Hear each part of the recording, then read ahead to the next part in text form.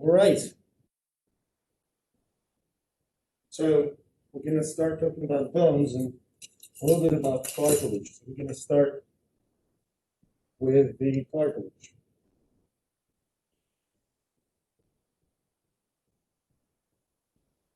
So first of all, the structure of the cartilage. Remember, it is sandwiched. So you've got two layers of perichondria.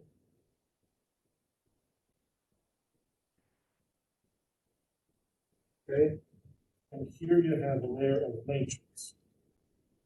Inside the matrix, you have a layer with osteocytes, so those are cells of the cartilage. Osteocytes. Osteocytes. Why do I keep saying osteocytes? It's not osteocytes, it's chondrocyte. I'm sorry about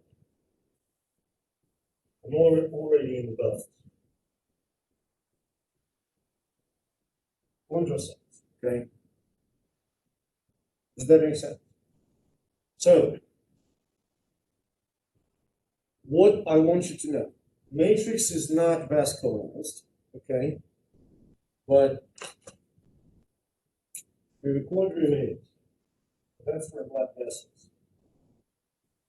Which means that if cartilage is damaged, it recovery takes a long time because it is not well vasculated. So there are two types of cartilage growth. It's interstitial growth and apposition. Appositional growth occurs at the interface between perichondrium and matrix. Chondrocytes that are located close to perichondrium produce matrix. Does that make sense? They basically add new layers of matrix here, and that expands cartilage. Am I clear? Now, interstitial growth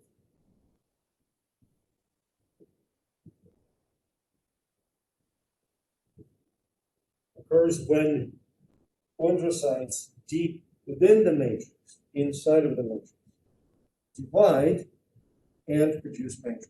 So you see the difference? In appositional growth, no division is involved. In interstitial growth, chondrocytes in the matrix, deep in the matrix, divide and produce new. So you have kind of a growth of cartilage from within. Does that make sense? Am I being clear so far? Okay. There are three types of cartilage that I want you to know. It's hyaline, elastic, and fibers. So functional fibers is extremely resilient to compression forces. Elastic is well elastic. And hyaline cartilage, it's not super elastic, it's pretty resistant, kind of in the middle. You need to know the locations of each. And I'm going to bring Benjamin here. Okay, so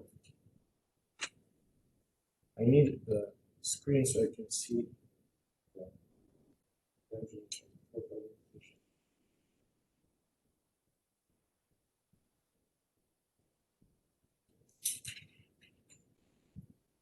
that's good.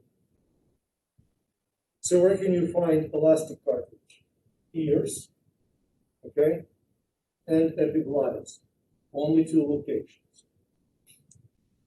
Where can you find fibrous cartilage?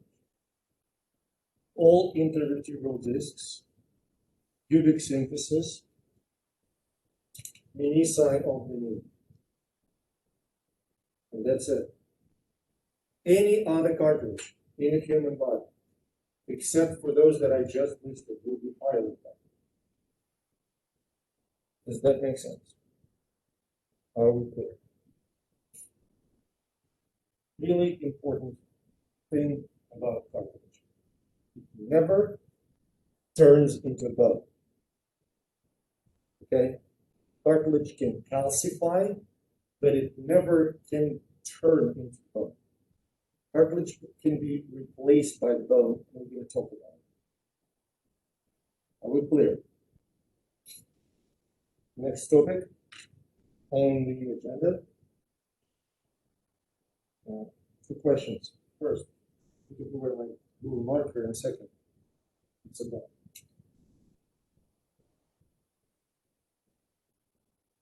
Okay. So,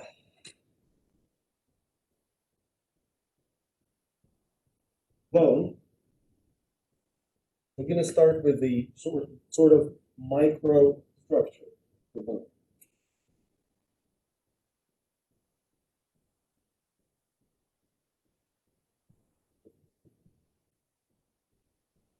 Molecular structure. Main protein component, collagen. Collagen is basically responsible for a certain degree of flexibility of the bone. The hardening component,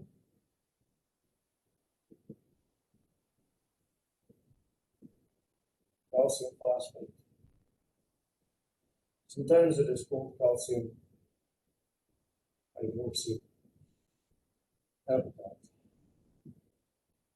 Okay. Does that make sense?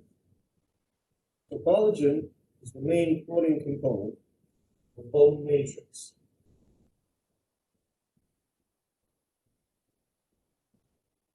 Called osteoid. Does that make sense? Now, what I want to focus your attention on, collagen forms protein fibers. Okay, and these fibers of collagen are connected by so-called sacrificial bonds.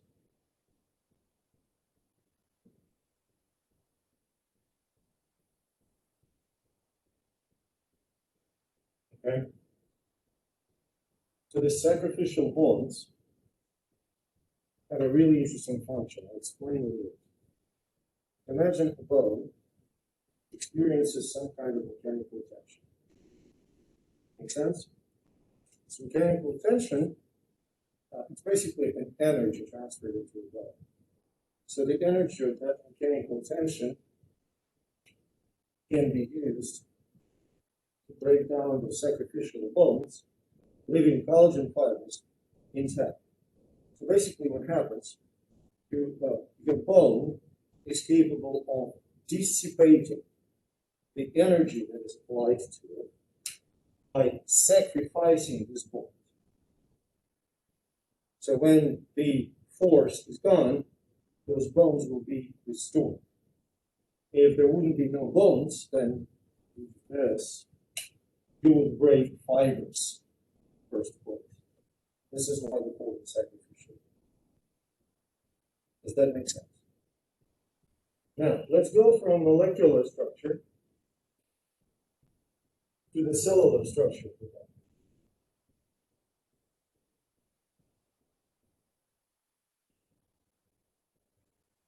So there are 4 cell types that comprise the bone.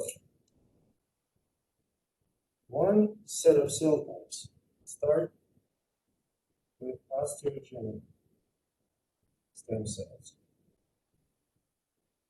That's the only, let me put an asterisk here. That's the only dividing type of the cells in the bone. Does that make sense? Right? Osteogenic stem cells, their function is to differentiate, proliferate and differentiate into osteoblasts.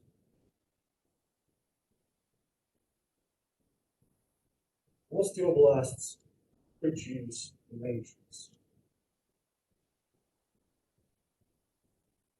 So they are responsible for producing that osteoid that contains mostly collagen, and some other proteins, of course. Now, osteoblasts are really interesting matrix producers. When they produce matrix, they become trapped in it. Imagine a mason worker, okay, who put a wall, a brick wall, around him or herself. You see what I'm saying? They get trapped inside of the material that they produce. When they get trapped, they differentiate further and become osteocytes. Now, osteocytes do not produce matrix anymore. Instead, they monitor it. Okay? They function as monitoring matrix. Osteocytes basically guide bone remodeling. We'll talk about it a little bit as well. Completely different sort of lineage of cells in the body are osteoclasts. Osteoclasts resorb the bone, meaning that they destroy. And I want to emphasize both. All these three cell types here are related to each other. One differentiates into another. Osteoclasts is a completely different type of cells. They are derived from macrophages.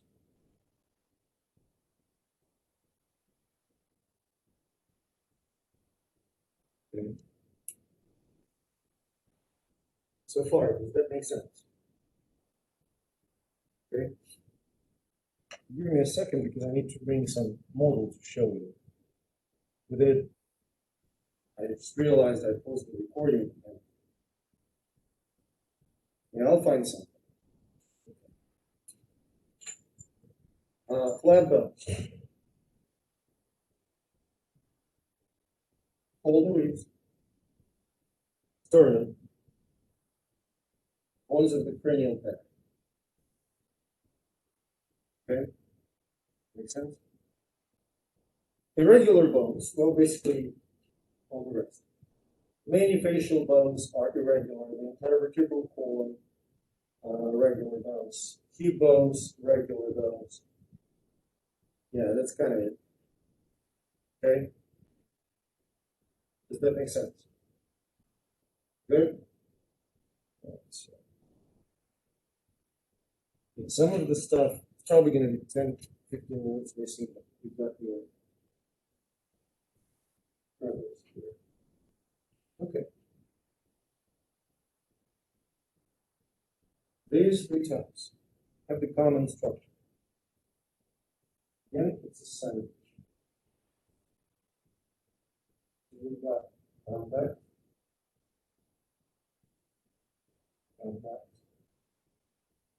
and trabecular in this one. Does that make sense? So, well, let me ask you, is there any cavity actually? There's not, right? There's no cavity. Following me? There's no cavity. So neither of those three bone types, neither short, flat, or irregular bones, have an actual empty space. Long bones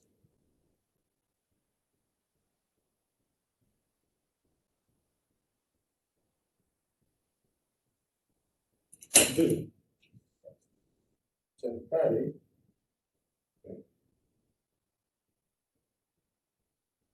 contact bone on the outside, okay, and trabecular in the end. Which brings us, and that recording, brings us to this. So this is a typical long bone, it's a filler, okay? And I'm not going to draw this, it's going to be on record. So a little lecture notes, but I just want to give you a perspective of what it is. So here's a typical long bone. The ends of the long bone are called epiphyses. Proximal, this one, closer to the attachment to the trunk. See that? Proximal epiphyses. and distal epiphysis. Good? This part in the center, the shaft of the bone, is called diaphysis. In the epiphysis, you can find spongy growth. In the diaphysis, there is a medullary cavity. The part of good? The bone is covered, any bone is covered with a connective tissue called periosteum. Okay? On the outside. Inside, bone surface, that's a gray stuff here, is covered with a very thin and delicate connective tissue called endosteum. Now, while endosteum is kind of useless, periosteum plays a really important role. Periosteum is the site of attachment for muscles, for tendons. We're clear. So periosteum is attached to the bone by so-called perforating fibers, Charpix fibers here. And sometimes periosteum can be forcefully separated from the bone. Have you heard of the condition called shin splints? So what happens in shin splints, your muscles, like valgus anterior or extensor digitorum, can pull on the tibia, okay, basically separating periosteum from the bone. Does that make sense?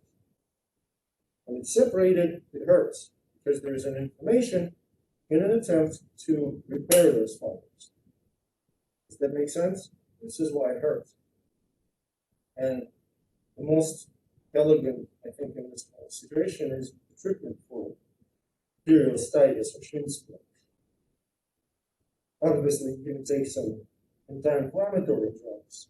And on top of that, you're going to wear compression socks or compression sleeves, because what they're going to do, they're just going to compress that periosteum back onto the bone so it grows back better. Does that make sense? Okay. Now, what is in between these trabeculae of the compound? So between the trabeculae is the bone marrow. So if you look at Benjamin in his ribs, in his sternum, in his cranial bones, in that central layer of trabecular or spongy bone, there's bone marrow. Not a lot, but enough. Red bone marrow. Bone marrow that produces red blood cells. Are we clear? What about long bones? So long bones also contain bone marrow. And in fact, in children, the medullary cavity of a long bone, the entire medullary cavity, is filled with red bone marrow. However, in adults, it's not kind of good at producing red blood cells with what we have. In adults, the red bone marrow in the medullary cavity is replaced with a yellow bone marrow fat. Basically, our bones can store fat. Does that make sense to you? Do we have any bone marrow in the long bone? Yes. In the spongy bone stuff that's in the epiphysis, we do have bone marrow. You may have heard about the procedure when people get samples of the bone marrow, or people serve as donors for bone marrow. You know from where bone marrow is collected. It's ahead of the field. Over here. Make sense? Reason is pretty simple. There's a lot of bone marrow there, and it's really hard to miss. Try to collect sufficient amount of bone marrow from a stone. Okay. I mean, I'm not saying that it's not painful. It is painful. Safe. Okay, we good so far? Any questions? Okay, I'm just thinking, okay, we got this, we got bone marrow, biliary cavity, epiphysis, diaphysis, yes. There's another structure in the epiphysis that is called epiphyseal line or epiphyseal growth point, which we're going to discuss today a bit later. Okay, sounds good? We're going to get into a particular topic. Yes. So long as, you know what makes people like often like, wow, you see this tiny little phalanges? There's a long bone. There's phalanges, there's a long bone. They have cavities. I mean, they're not huge, but in terms of category, they're considered to be long bones. Okay, let's talk about the process of ossification. I'm going to remove some stuff in here.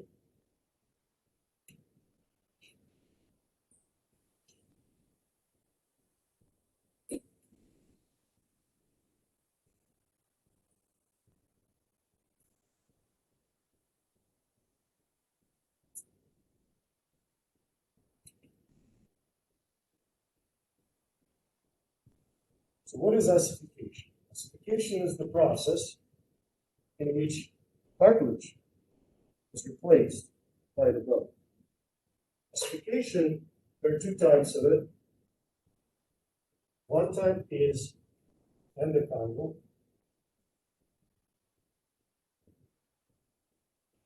and another one is intramembrane.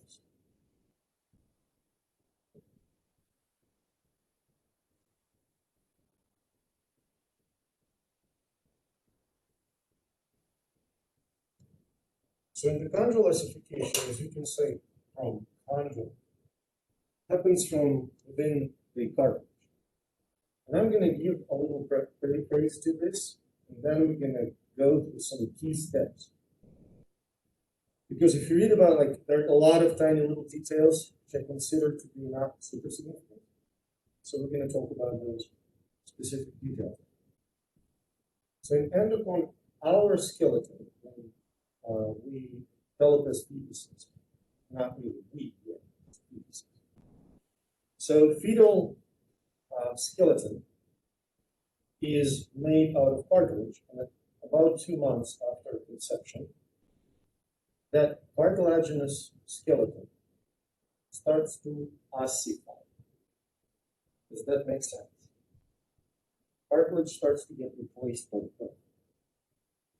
So as endochondral ossification is responsible for generating virtually all the bones in the trunk and wings. Cranium and clavicles slightly, that's intramembrane. So what are the steps? First, and I'm going to use long bone as an example. First, you have a primary ossification center in the diaphysis. The primary ossification center in diaphysis.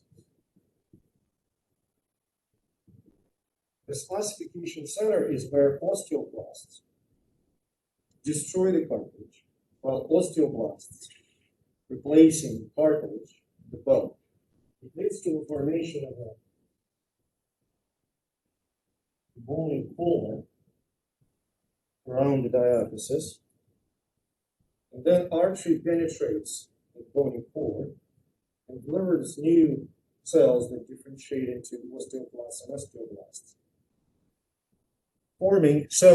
Osteoclasts start to destroy, erode the cartilage, forming medullary cavity.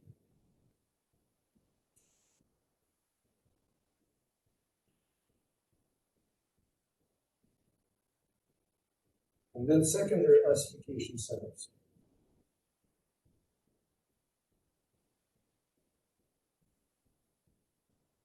Appear in epiphysis, both in proximal and distal. Does that make sense? So while diaphysis gets eroded and medullary cavity forms, epiphysis, spongy bone forms. Good? Now what I want to highlight, remember what we started with? We started with a cartilage. So the question is, when the bone ossifies, long bone, when it is ossified, is there any cartilage left? The only cartilage that is left is in, you can't really see it on this model, but trust me, there is a growth line, epiphyseal growth line remains as the cartilage, and the bone ends here, here, here, are covered with the cartilage as well. Does that make sense? So what will be the conclusion? Let's see. The conclusion to ossification will be spongy bone and epiphysis.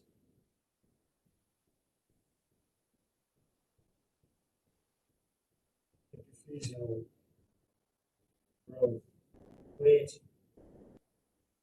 and articular cartilage.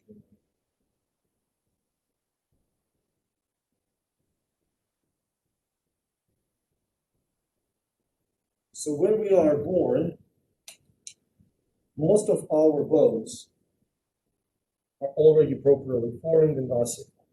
There are some bones that ossify later. For instance, I get in all of you, this little bone here, called xiphoid process, it is still not a bone. It is still a piece of cartilage. It ossifies about the age of 4. Okay? So far, we're good. Epiphyseal growth plate and articular cartilage. That's cartilage. What about intramembranous ossification? In intramembranous ossification, it's cranial bones, clavicles. We start with a connective tissue, and it's much simpler. So we've got ossification centers.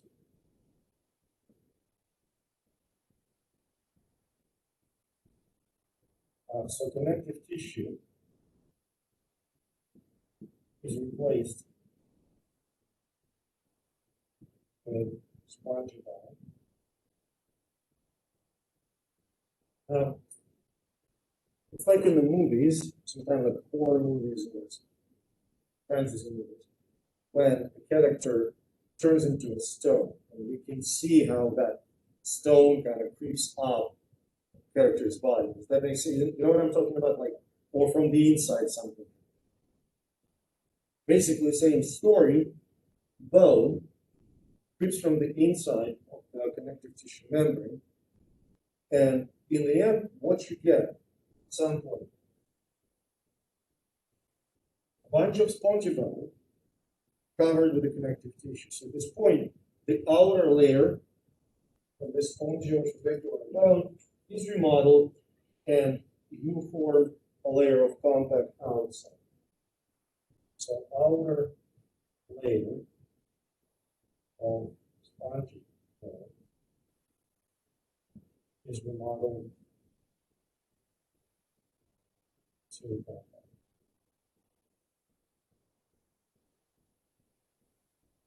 So with the chondral, that's cartilage, intramembranous, that's the connective tissue. So far we're good. Now we're gonna talk about interstitial growth of the bone, and we're gonna very briefly, well, cover a little bit about the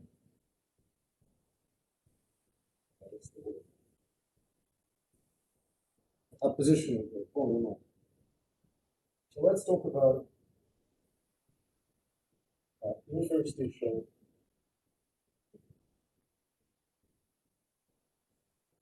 bone growth. Now,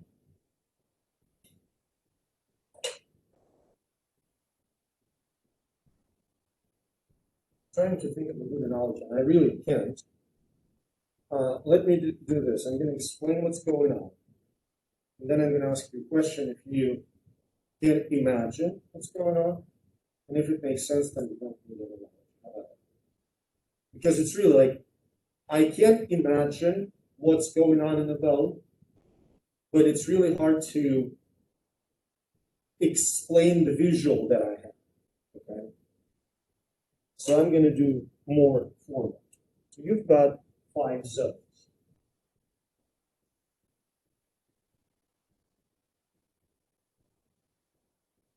Okay. You've got resting zone, proliferation zone,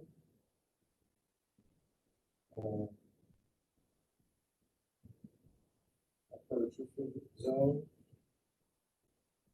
ossification, and acid.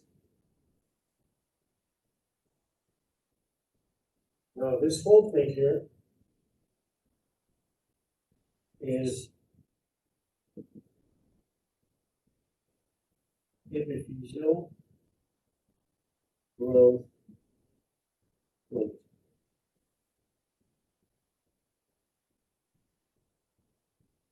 Are you with me so far? So this epiphyseal growth plate is stupendously thin layer of cartilage. Am I clear? Which is broken down into 5 sublayers.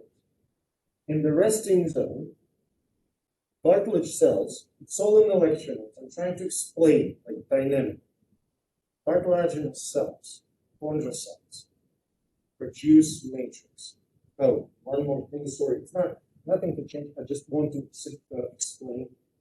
So, growth, in this example, is directed this way. This is epiphysis, and the diaphysis of the bone is there. So that's like bone end.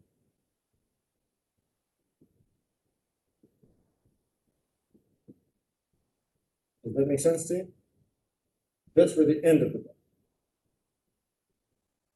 So here, chondrocytes produce new matrix. And when they deposit new matrix in the resting zone, it pushes the end of the bone farther and farther away. Does that make sense? So basically, the deposition of the matrix of the cartilage, the growth line, epiphyseal growth plate, pushes the bone end away. Now, if you look at any long bone, and you are pushing ends away, see what I'm doing? You're pushing ends away. The bone becomes longer. Does that make sense? This is how we grow. Right? How possibly relevant.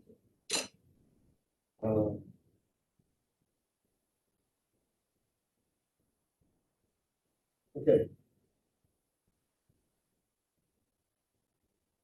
In proliferation zone, chondrocytes divide. So basically, when they divide, there are many chondrocytes here, okay? Each chondrocyte occupies an individual cavity, which is called cocoon, right? So out of a sudden, you have more and more those empty spaces with the cells inside them. And in the hypertrophy zone, those lacunae become bigger and bigger, and chondrocytes start to die. In the calcification zone, where all chondrocytes are dead, what you have is cartilage with no live cells, with massive empty cavities. Does that make sense? Like a network of empty cavities. And this cartilage starts to calcify, it starts to harden. In the ossification zone, this hardened cartilage is replaced by the bone. Does that make sense to you? So essentially, cartilage that's deposited in the resting zone pushes them away. And then these four zones, they lay the groundwork. They lay sort of a pattern for the bone to replace cartilage. And you have a bunch of spongy bone. Okay? So this is how you become taller, how your arms become longer, right? And all of it stops in females about age of 18, in males about age of 21. But quite frankly, females starts to grow. They have that growth spurt earlier than males. So women start earlier, finish earlier, men start later, finish later. Now 21 is an average, and 18 is an average. Some folks grow beyond that, some folks stop growing before that, so it's kind of an average age that grow interstitial growth seasons. Does that make sense? So, I don't know. I am done with growing like a long time ago. However, any questions on interstitial growth? Oh, yeah, and what happens to that growth plate when you stop growing? The entire growth plate, this cartilage ossifies, and all you have is the remnant of it called epiphyseal line. It shows you what a growth plate is. Okay, now,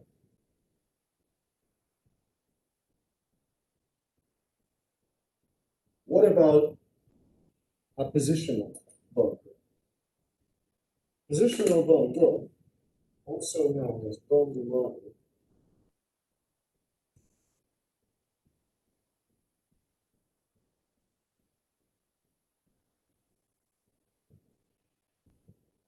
it occurs throughout your life. Does that make sense? So, what essentially happens? You have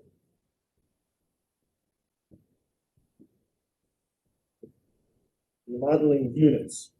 So, remodeling unit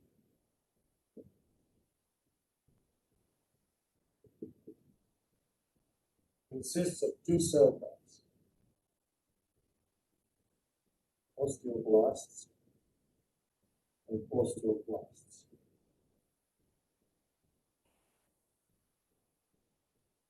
Now, osteoblasts deposit the blood.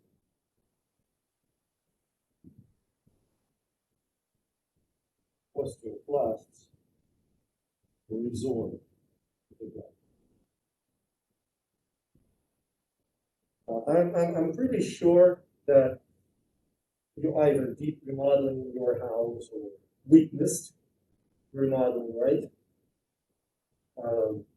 So if you, for instance, you remodel your kitchen, you get rid of old cabinets, you tear up the floor, I don't know, whatever you're doing, you destroy the old stuff. So that's osteoblasts. Does that make sense? And then you put down the new stuff. That's osteoblasts. And first of all, normal sort of the ground remodeling happens all the time.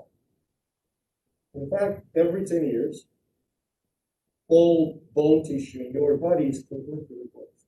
We have really good friends, and we joke, they have a hobby of remodeling their house, like in circles. So they would start with the kitchen, and then would go through all the bathrooms and rooms, and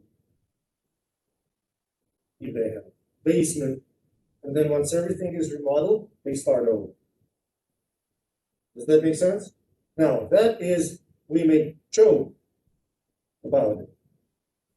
But this is what happens with your bones. Both compact and spongy bones are constantly being replaced because the old bone becomes brittle. And you want that brittle bone to be gone. Make sense? Compact goes faster. Spongy goes faster, compact goes slower. But in about 10 years, you definitely have everything.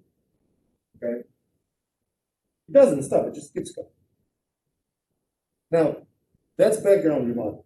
What is required for remodeling? 3 things. Basically, I call it 3 questions for remodeling. First question is where? Second question is when? And third question is whether. So the question where is answered by mechanical stress.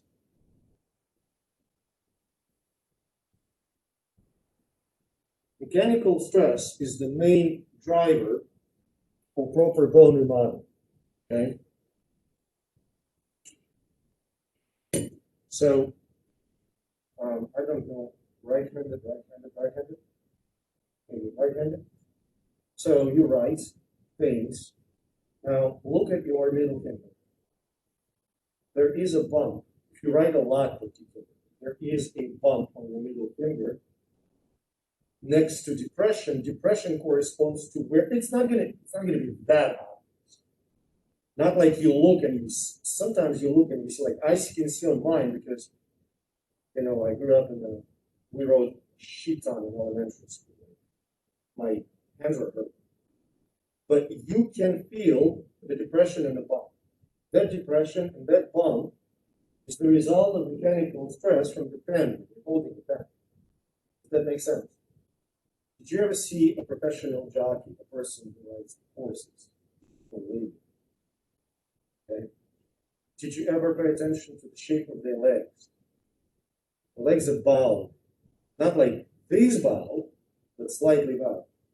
Because they constantly have to hold to the horse. That puts mechanical stress on their legs. If you would look at the forearms or arms of professional tennis players, whatever hand is leading hand, or whatever arm is leading arm, like whichever arm holds the racket, the bones are thicker because there's more mechanical stress. That's the bone adaptation to mechanical stress, to become thicker. And importantly, thicker means that it doesn't just become wider. The walls, the compact layer, becomes slightly thicker, medullary cavity becomes wider. It's not just deposition.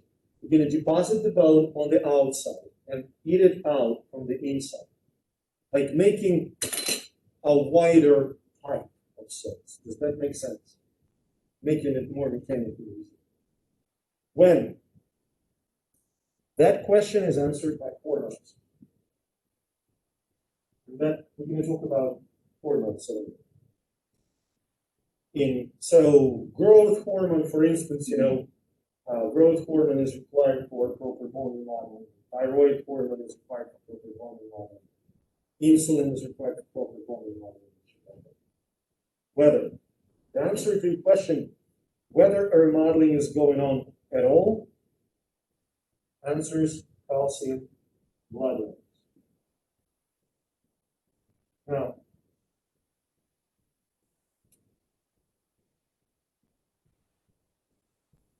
so we worked from top to bottom. Now we're going to go a little bit from bottom to top. Calcium levels in the blood is the most important factor that will guide the bone remodeling. If calcium levels in the blood are low, it will stimulate the release of a hormone called parathyroid. Parathyroid hormone, among many other effects, will result in activation of osteoblasts.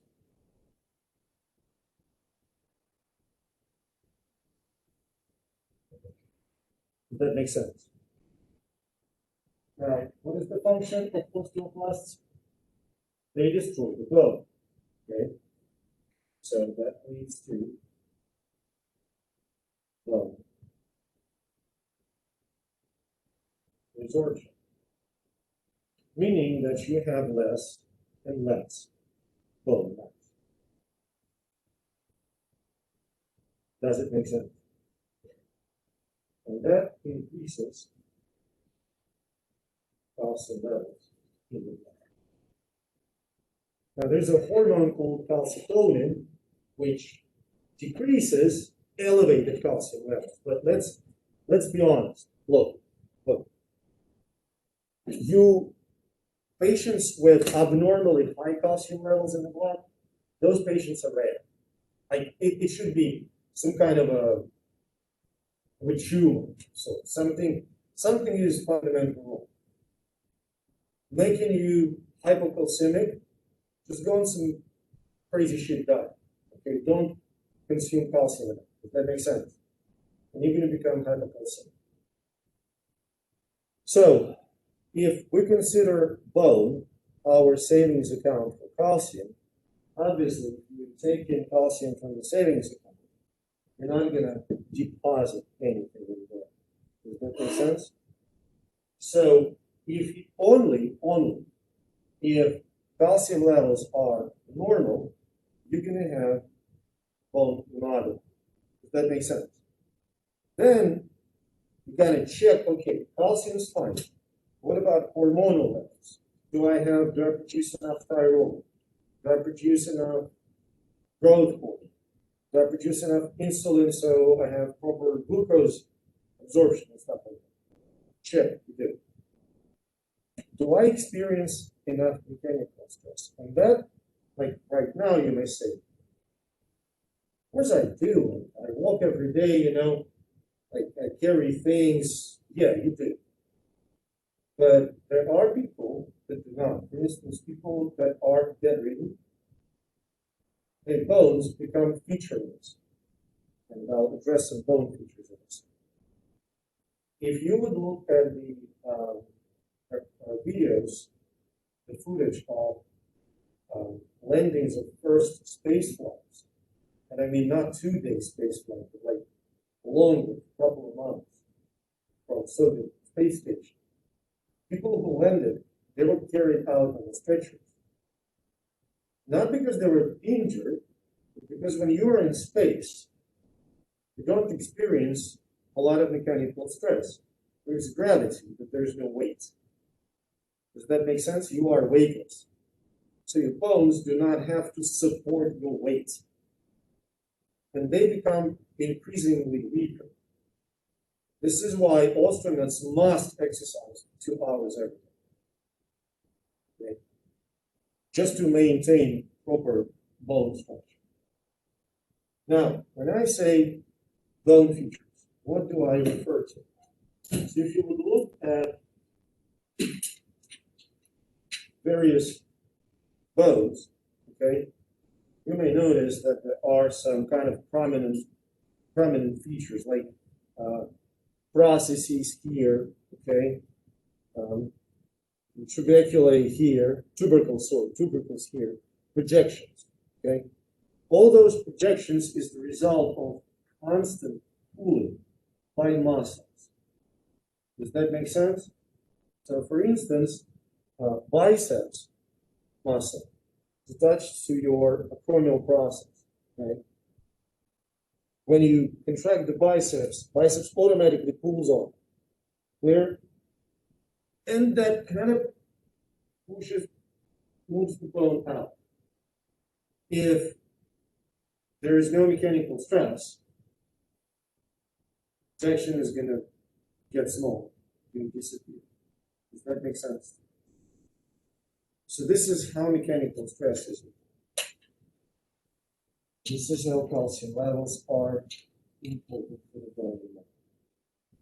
Now again, I want to emphasize once interstitial bone growth ends.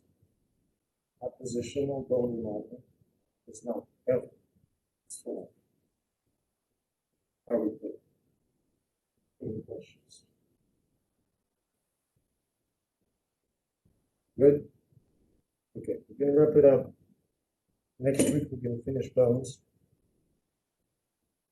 joints, and